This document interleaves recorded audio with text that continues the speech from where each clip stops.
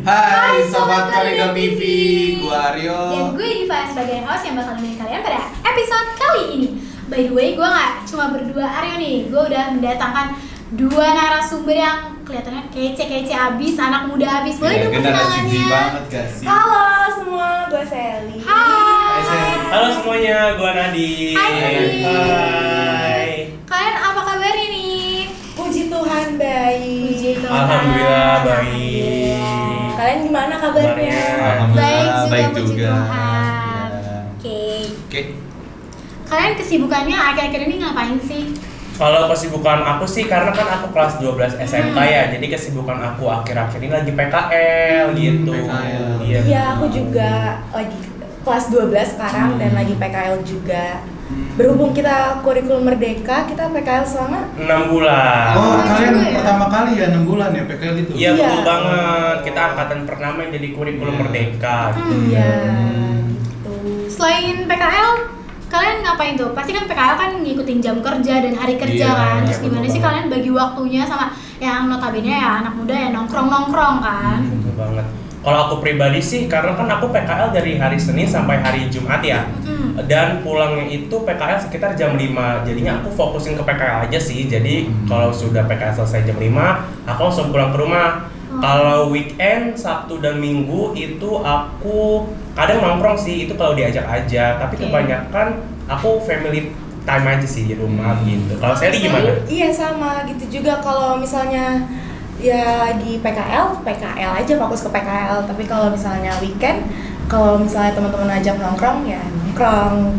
Oke, Tuh. berarti kalian tipenya bukan yang introvert banget ya. Tapi Iya, kalau betul diajak banget. ya ayo, kalau nggak diajak ya nggak usah Ya gitu. betul banget sih gitu. Oke, Tidur. Betul.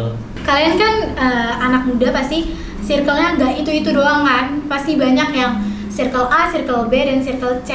Dan pasti kalian ya, misalkan kalian ada di circle A, terus ke temen kalian yang salah satu circle ini punya sorry ya, maksudnya kayak pergaulannya di atas kalian gitu, yang apa sih? melatar belakangi norma-norma masyarakat. Ya contohnya kayak pergaulan bebas lah ya. Menurut kalian gimana sih kayak apa ya pikiran kalian tentang pergaulan bebas? Gimana pendapat kalian? Oke, kalau menurut aku pribadi ya, pergaulan bebas itu menurut aku sangat memprihatinkan ya, karena kan itu hal yang sangat negatif, menjurus ke hal yang negatif gitu ya. Dan menurut aku pribadi ini kurangnya pengawasan dari orang tua sih, jadinya seharusnya orang tua bisa mengawasi anaknya dan anaknya itu pun bisa harus sadar diri, karena kan remaja itu bukan anak kecil lagi ya, sudah mau menginjak dewasa. Dia pemikiran tuh harus lebih dewasa gitu, harus bisa memikirkan ke depannya kayak gimana begitu sih. Harus tahu batasan. Iya ya. betul banget, batasan. Percuma dilarang-larang kalau dianya tetap ya udahlah, Iya, gitu betul kan banget. percuma. Kalau menurut Sally, Aku setuju sama Nadif, tapi kalau dalam pengawasan orang tua, aku kurang setuju sih, karena zaman sekarang ya, kita kan juga membatasi privasi kita sama orang tua gitu. HP kita nggak mau diperiksa sama orang tua, jadi kita nggak bisa salahin orang tua juga, karena balik lagi ke diri kita, gimana cara kita menghadapi itu gitu. ya menghadapi hal-hal kayak gitu ya harus tahu batasan kan. Oke. Betul banget. Ini karena kita seumuran jadi ngobrolnya nyambung terus pendapatnya sama atau emang ini fakta? Fakta sih, karena Ya ini fakta ya. fakta. Aryo fakta atau gimana nih? Fakta. Fakta kan. Oke. Fakta sih emang Oke. kalangan remaja ini. Jadi kan pergaulan bebas kan menjerumus kemana-mana tuh kan. Betul banget. Ya salah satunya hamil luar nikah, narkoba, dan tawuran. Menurut kalian apa sih pendapat dari pergaulan bebas itu? Apa yang kayak hal-hal paling negatif dari pergaulan bebas? Boleh dijelaskan? Oke, aku dulu ya Sally ya. Boleh. Kalau menurut aku pribadi ya sih, maaf banget untuk yang paling menjurus ke hal negatif itu hamil di luar nikah. Karena aku juga sempat baca artikel yang hubungan seks di luar nikah dan hamil di luar nikah itu pada rentan usia 15 sampai 19 tahun. Seumuran kita. Iya, betul banget. Bahkan Dan lebih muda.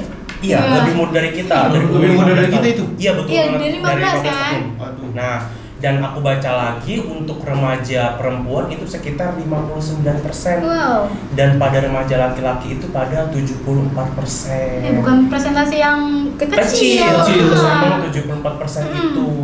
Dan itu sih yang aku baca. Kalau menurut Sally gimana? Kalau menurut aku itu memprihatinkan sekali. Itu dampaknya bukan ke kita sendiri tapi ke banyak orang, ke lingkungan kita juga bisa kena dampaknya gitu. Bisa merusak kesehatan mental kita, menurunkan harga diri keluarga kita gitu. Juga bukan hanya kesehatan mental sih, tapi ada penyakit-penyakit tersendiri gitu. Iya betul banget, apalagi untuk hubungan seks di luar nikah itu berpotensi penyakit menular, yaitu penyakit HIV dan AIDS gitu, dan itu sangat berbahaya banget sih. Udah kayak gitu, udah tahu hal-hal negatif tetap aja diterobos ya. Iya betul banget. Gitu sih. Nah, tadi kan kita membahas dampak negatif dari pergaulan bebas yang menyebabkan hamil di luar nikah, dan menjadi pernikahan dini. Nah, kalau misalkan pernikahan dini kan pasti ya orang tuanya jadi malu, terus dia kesehatan mentalnya nggak baik lah. Apalagi kan lagi hamil ya, jadi kayak kesehatan mentalnya pasti sering banget yang namanya kayak kena gangguan, lebih sensitif lah. Tapi kan kalau misalkan sudah menjalani pernikahan dini, sudah mempunyai tanggung jawab sendiri atas keluarga kecilnya, ya kan? Pasti nggak mungkin dong tinggal sama orang tua yang masa udah berkeluarga tinggal sama orang tua. Iya betul. Masih aja jadi beban, maaf ya. Maaf ya. Oke, menurut kalian mendingan ngontrak atau punya rumah sendiri nih untuk anak muda yang melakukan pernikahan dini?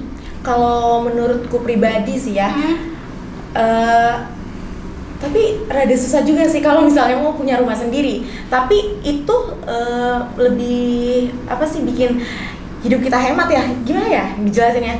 Lebih hemat kalau misalnya kita punya rumah sendiri, karena setiap bulannya tinggal bayar listrik doang. Tapi kalau misalnya ngekos atau ngontrak, itu kan kita perlu bayar kosan, perlu bayar kontrakan, perlu bayar listrik dan air lagi. Tapi balik lagi, kehidupan remaja kita kan belum cukup punya tabungan yang memadai ya untuk memulai kehidupan, apalagi bukan cuma itu doang yang kita pikirin, tapi gimana kita sehari-harinya buat makan dan lain-lainnya gitu. Betul banget sih. Ya belum, kalau kayak anak muda kita zaman sekarang tuh kayak belum cukup lah finansialnya, mentalnya juga belum kebentuk lah. Kalau menurut Nadif gimana? Kalau menurut aku sih, karena kan tadi sudah menjadi pasangan muda ya, bener banget yang kata tadi Sally bilang, belum mempunyai tabungan yang cukup memadai. Tapi di sisi lain mungkin ya ada beberapa orang tua yang tidak bisa melepaskan sepenuhnya tanggung jawab ke pasangan muda tersebut. Mungkin akan diberikan dana untuk seperti berjualan atau mengikuti UMKM, agar dari hasil jualan UMKM tersebut bisa mungkin membangun rumah atau menyicil beli rumah, begitu sih. Iya benar sih, kayak ya tergantung balik lagi ke orang tuanya masing-masing. Iya betul kan? banget, orang tua lagi, betul begitu. Ujung-ujungnya orang tua lagi. Orang tua lagi. Karena kan tanggung jawab anak ada di orang tua. Apalagi kan masih anak muda, tanggung jawabnya di orang tua. Gitu. Selagi orang tua masih ada, ya orang tua dihargai ya. Kita juga harus bisa sadar diri ya, karena kan kita juga udah mau dewasa juga ya. Remaja itu kan anak kecil lagi, karena sudah memasuki fase akan dewasa. Nanti harus punya pilihan dalam hidup ya. Pilihan dan persiapan juga nggak sih? Betul banget Aryo. Oke. Iya. Dari tadi kita udah ngobrolin tentang anak-anak remaja, anak-anak muda. Kayak karena kita seumuran, jadi kita bisa sharing tentang pendapat kita masing-masing kan. Betul banget. Jadi saling terbuka. Iya. Oke, dari tadi kan kita udah ngobrolin tentang dampak, tentang pergaulan bebas. Sekarang aku mau tanya di tips and trick, pasti kan ada cara untuk mencegah hal itu kan? Karena presentasinya tuh nggak kecil, jadi kayak harus dicegah lah. Masa mau terus-terusan kayak gitu kan? Menurut kalian tips and tricknya nih dari kalian apa tuh? Oke, dari aku dulu ya Sari ya. Kalau dari aku sih nggak banyak, tapi ini inti banget. Yang pertama itu ada selektif dalam memilih teman. Teman di sini maksud aku, kita tahu nih mana teman yang mengajak kepada hal yang positif ataupun negatif begitu. Jadi kalau memang kalian sudah melihat nih teman kalian dari awal sudah berperilaku yang janggal dan memperlihatkan kelakuan yang negatif, menurut aku hindari aja sih. Jadi kalian harus memilih teman yang berperilaku positif, karena kan itu juga berpengaruh ya kepada kita dan sekitar kita begitu. Dan yang kedua itu ada perbanyak kegiatan positif. Nongkrong boleh, tapi yang tadi aku bilang lagi, kalau memang di tongkrongan kalian nih sudah kelihatan teman-teman kalian yang berperilaku negatif, itu hindari aja sih. Jangan begitu. coba-coba ya teman-teman. Jangan Jangan ya, ikut-ikutan Dea. aja di sana. Jangan biar mau kelihatan keren, jadi kalian ngikut ke sana. Ya, gitu. terjerumus. Iya, karena hal yang keren itu nggak selalu yang negatif, Betul. bisa positif. Yang positif kayak Iya. mengikuti lomba-lomba keseharian. Betul banget. Olimpiade tuh. Ikut Ya. organisasi Nah. di sekolah, kampus, ya kan, itu bisa banget. Nah, terus yang terakhir nih, memperkuat nilai keagamaan. Itu sih yang paling penting. Ya, poinnya itu poin itu. pentingnya itu sih, karena kan nilai keagamaan ini punya bekal ya untuk di masa depan kita Iya, agar lebih mudah bergaul dan mendekat diri kepada Tuhan yang Maha Esa. Iya. Begitu. Iya, aku mau tambahin sedikit sih soal yang selektif dalam memilih teman. Sekarang kan eranya digital, jadi apa-apa, apalagi kita anak muda kan, apa-apa sosmed, apa-apa Iya. sosmed. Jadi itu ada positifnya juga, tapi kembali lagi gimana cara kita mempergunakannya gitu. Kalau misalnya kita mempergunakannya dengan tidak baik, ya itu akan ke negatif. Iya, Dan berdampak negatif. sekarang baru-baru banget naik beritanya, ada remaja perempuan yang dilecehkan terus berujung dibunuh. Waduh. Dan mereka baru pacaran 2 bulan dan kenalnya dari sosmed. Nah, aku juga mau nambahin juga, aku juga soalnya sempat baca juga nih Sally. Nah, itu tuh mereka pacaran dan chattingan itu ya di sosmed. Jadian pun di sosmed. Jadi memang benar yang tadi kata Sally bilang, nggak selalu sosmed itu positif sih. Ada juga hal negatifnya yang tadi Sally bilang begitu sih.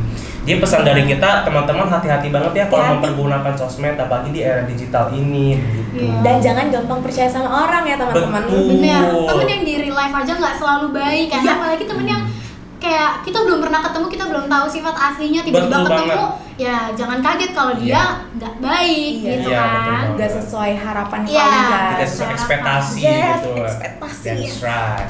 Gitu. Oke. Oke, terima kasih Nadif dan Sally sudah memberikan pendapat dampak negatif pergaulan bebas dan tips and triknya. Oke, Sobat Koridor TV juga terima kasih sudah menonton dari awal sampai akhir. Jangan lupa like, komen, dan share ke teman-teman kalian supaya kalian bisa dapat notifikasinya untuk video-video selanjutnya. Dadah! Dadah! Bye bye.